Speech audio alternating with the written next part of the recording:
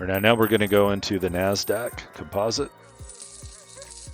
So Nasdaq originated in 1971 as the world's first electronic stock market and was created by the National Association of Security Dealers, NASD.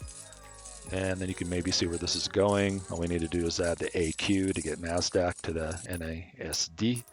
So Nasdaq is an acronym for National Association of Security Dealers, Automated Quotations. So its founding purpose was to modernize the market by providing an automated, transparent system for price quotations, replacing the traditional, less efficient manual processes involving phones and physical trading floors. And you might recall from our first lesson that I showed what a ticker machine looked like. So basically everything was running that way for some time, really until the Nasdaq came into being in 1971 and started using our digital world as kind of like we know today. So the majority of companies are U.S. technology companies that are in the Nasdaq. It officially states that it lists over 3,000 companies, but there's other claims that it lists are greater than 5,000. And for the game purposes, I'm going with the greater than 5,000 companies in the Nasdaq.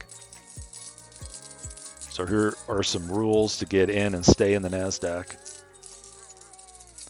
So a company must meet one standard from income, cash flow, market cap, or assets and equity.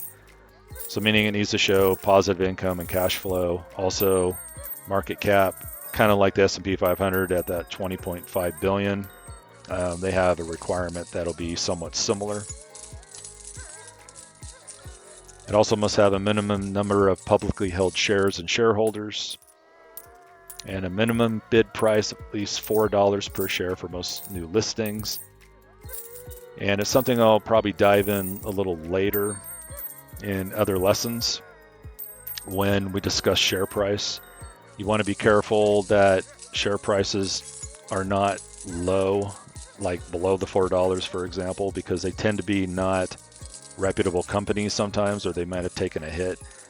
And they sometimes are referred to as penny stocks. So it's something that we can explore later. I like to cover that. But I think when NASDAQ has this requirement, it's making sure that the companies are reputable and they're profitable.